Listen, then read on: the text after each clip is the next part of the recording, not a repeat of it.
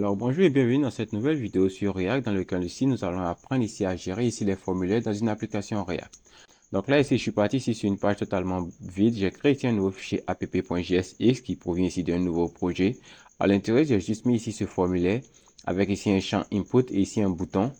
Et c'est juste ce rendu là que j'ai à l'écran. Donc là on n'a aucune interaction. Si on clique ici sur le bouton ça ne fera rien. Ça pointera ici vers n'importe quoi parce que je n'ai rien mis. Mais ici, ce qu'on veut faire, c'est qu'on souhaite ici gérer ici le formulaire ici avec React. Donc ici, la première chose qu'on souhaite faire, c'est qu'on veut ici récupérer les valeurs que l'utilisateur va taper ici dans ce champ de recherche. Donc là, ici, on peut se dire comment est-ce qu'on peut faire ça. Donc là, ici, on va dire que pour récupérer les valeurs que l'utilisateur va taper, on va créer ici un nouvel état. Donc on va créer ici un nouvel état qu'on va appeler ici search, puisque c'est les données d'une recherche qui va taper. On va mettre ça dans une variable qu'on va appeler search. Et si on va la mettre ici, on va mettre sa variable de mise à jour qui s'appellera ici set search.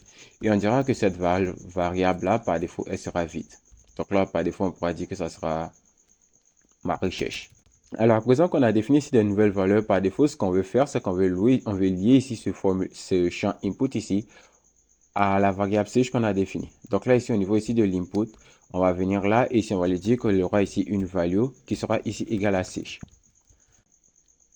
Alors, si on fait ça et qu'on rafraîchit la page, on retombera ici sur le formulaire qui aura l'air ici d'être fonctionnel, mais on se met ici au niveau ici de l'input et on clique ici sur les touches du clavier pour saisir ici des valeurs. On verra qu'on n'aura pas ici la possibilité ici de saisir des valeurs. Alors, pourquoi est-ce qu'ici React ne nous donne pas ici l'autorisation ici de saisir des valeurs?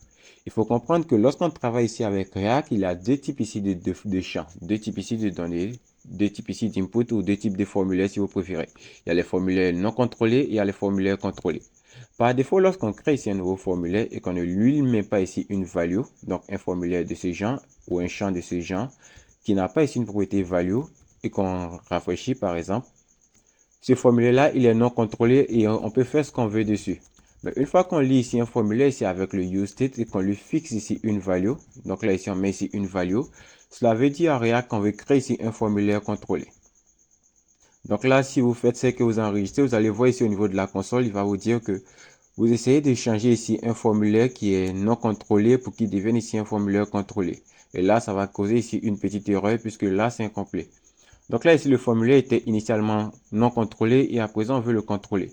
Donc lorsqu'on veut le contrôler, on lui a fixé ici une value qu'on l'a appelée ici ma recherche. Donc là, la valeur a été fixée et il ne nous est pas possible ici de mettre à jour cette valeur. Donc là, peu importe ce que vous ferez, sur n'importe quelle touche que vous aurez tapé, vous ne pourrez pas mettre à jour ici le champ de l'input.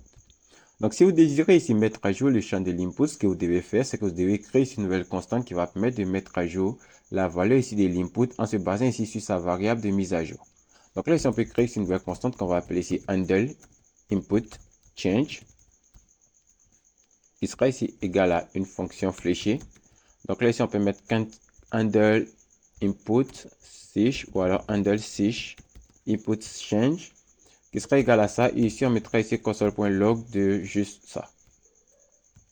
Ensuite, ici, ce qu'on va faire, c'est que là, ici, on va dire qu'à chaque fois qu'on saisit ici une valeur, on va appeler ici cette variable handle input change. Même si la valeur ne s'affiche pas, on va ici appeler ici cette variable à chaque fois qu'on détecte ici un changement. Donc là, ici, je vais mettre ici un écouteur de change d'événement sur le input. Donc là, je vais venir écouter ici l'événement onChange, histoire de voir ce qui se passe ici, récupérer ici ce qui se fait lorsque la donnée change. Donc là, ici, au niveau de ce onChange, je vais lui passer ici la variable handle search input change que j'ai définie. Donc ici, au niveau ici de console.log, je peux mettre ici données ou alors mettre ici data pour voir si on récupère ici des data à chaque fois qu'on tape ici sur une touche.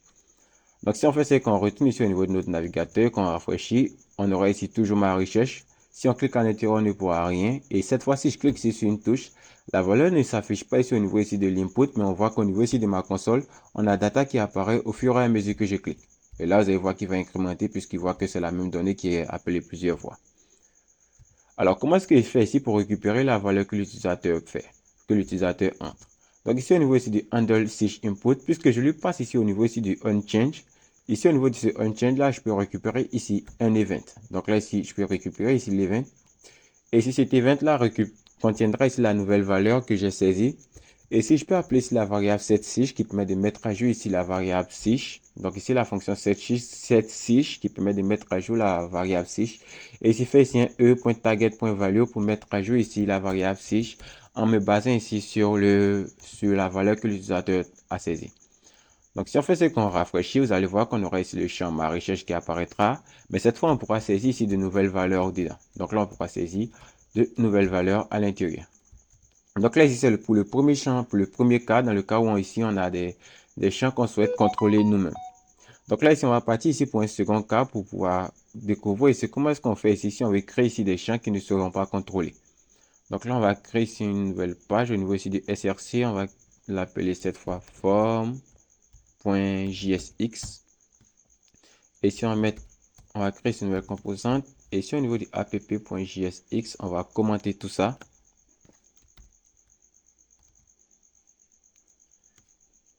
Ou alors on n'a pas la possibilité, on peut commenter tout ça. Je souhaite commenter tout ça. Voilà, je commente tout ça. Et ici, je vais appeler ici form.jsx, qui est cette nouvelle composante que je viens de créer. Donc là, on doit l'importer ici de form.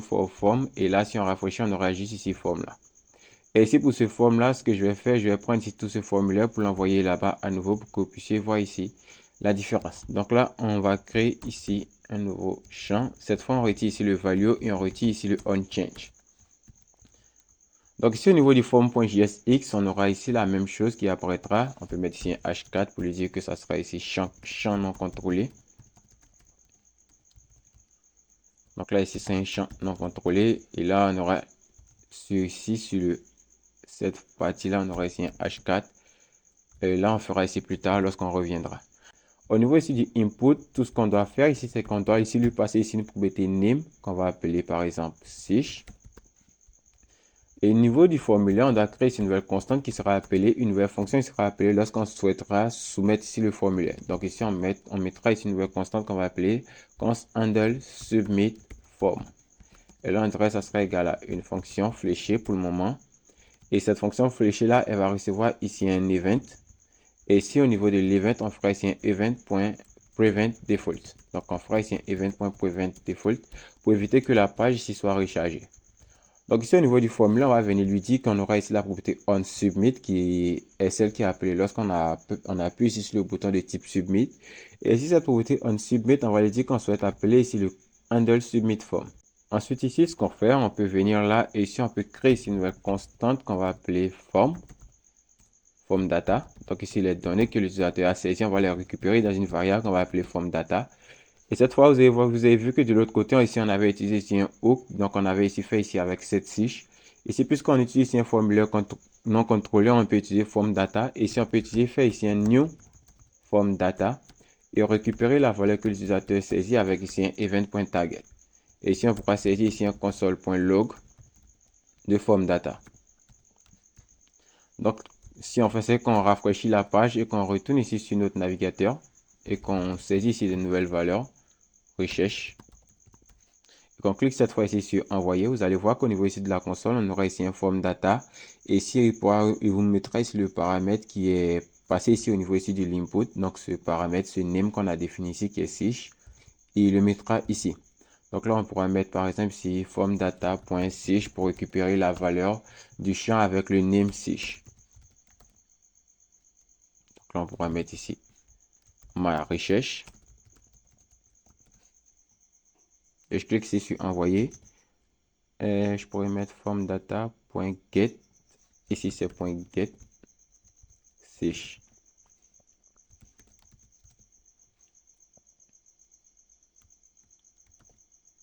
Donc, on reprend, on retape ici un lorem dans la barre de recherche, on valide et cette fois, on récupère ici le lorem. Alors, quelle différence y a-t-il entre un formulaire non contrôlé et un formulaire contrôlé? Donc, dans ce cas-là, je vais revenir au niveau du app.jsx et cette fois, je vais afficher sur le formulaire contrôlé et je mettrai ici un H4 formulaire contrôlé pour que vous puissiez voir ici la différence. Donc, à présent, on retourne ici sur le formulaire contrôlé et quelle différence y a-t-il entre le formulaire non contrôlé et le formulaire contrôlé? Donc, on va supposer que pour ce formulaire-là, ce qu'on souhaite faire, c'est que lorsque l'utilisateur ne saisit pas ici de valeur, on souhaite ici désactiver ici le bouton envoyer. On souhaite ici le désactiver pour que l'utilisateur ne puisse cliquer dessus que lorsqu'il aura saisi ici au minimum une valeur dans le champ de recherche. Donc là, ici, avec le formulaire contrôlé, pour le faire, c'est plutôt simple. On va venir ici au niveau ici de notre application ou de notre composante. On va créer ici une nouvelle constante qui va permettre de savoir si le formulaire est valide ou pas. Donc, on va l'appeler ici isValidForm. Et si on va mettre ici set isValidForm, ça sera égal ici à useState. Et ici, on va mettre ça par défaut à false. Donc là, on dirait par défaut ici le formulaire ne sera pas valide. Ensuite, ce qu'on va faire, c'est que là, ici, le bouton, on va le désactiver. Donc, on mettra ici un disable. Seulement si, on va le désactiver si jamais ici, la variable isValidForm est à false. Donc là, ici, on mettra ici différent de isValidForm pour qu'il puisse assurer que la variable est à vrai.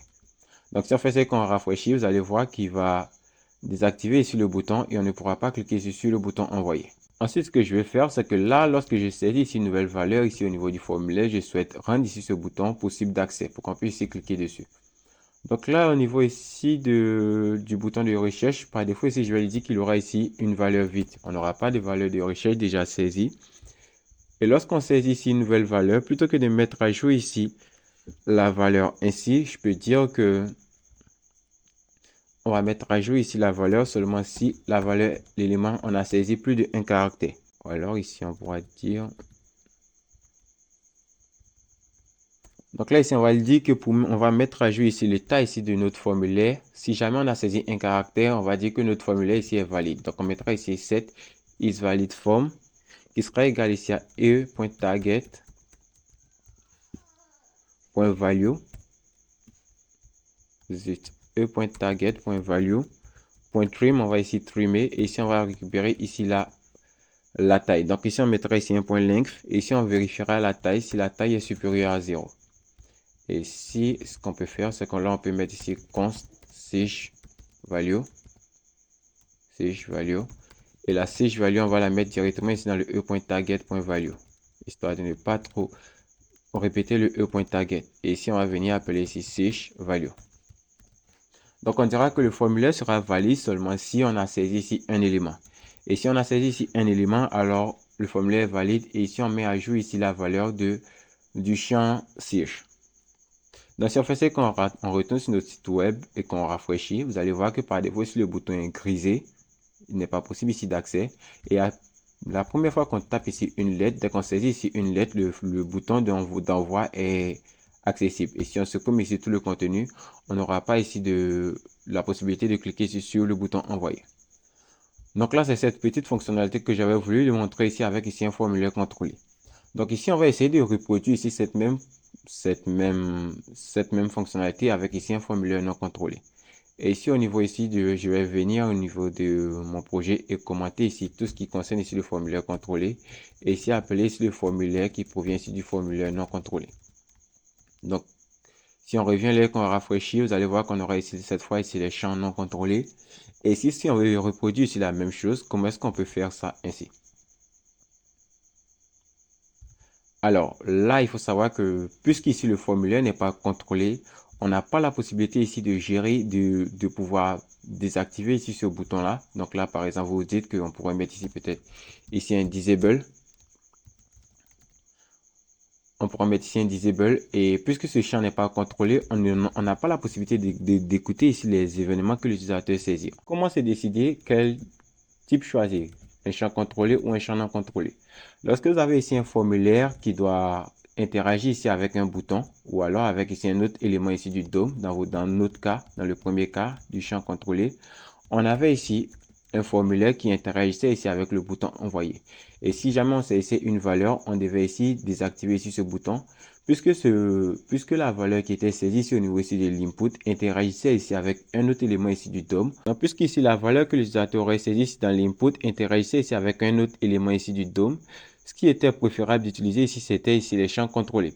Donc la différence, elle est là. Lorsque vous devez créer ici des champs qui doivent interagir ici avec d'autres éléments du DOM, il est recommandé ici d'utiliser ici des champs contrôlés. Lorsque vous devez créer ici des formulaires qui ne doivent pas interagir ici avec des éléments du DOM, comme ici un formulaire simple, où vous allez mettre ici des champs, vous ne voulez pas faire ici des vérifications ou des actions avec ici les différentes entrées que l'utilisateur va saisir. Vous n'avez pas besoin d'utiliser ici un formulaire contrôlé et vous pouvez utiliser ici un formulaire non contrôlé qu'on a fait ici dans ce second cas. On va ici faire ici un petit récapitulatif. Lorsqu'on veut utiliser ici un formulaire contrôlé avec ici les hook use state de React, on doit s'assurer que la valeur que l'utilisateur va saisir ici dans le formulaire contrôlé va interagir ici avec un autre élément ici du DOM. Ou alors, dans ce cas-là, qui est la parfaite démonstration, si on ne saisit rien, on désactive un bouton. Si on saisit des données, on réactive le bouton. Donc, pour ce genre de cas-là, pour ce genre de page-là, vous devez créer ici des formulaires contrôlés. Et dans le cas où vous ne voulez pas gérer ici les interactions de l'utilisateur, c'est-à-dire vous vous en fichez de ce qu'il fait tant qu'il saisit, et vous ne voulez pas mettre à jour ici ou afficher ici une partie ou mettre ici une fonctionnalité en fonction de ce qu'il saisit, ce qu'il est préférable, c'est d'utiliser ici les champs non contrôlés. Donc, j'espère que vous avez compris ici la petite différence qu'il y a ici entre les champs contrôlés et les champs non contrôlés ici dans React. Et on se retrouvera dans un nouvel épisode.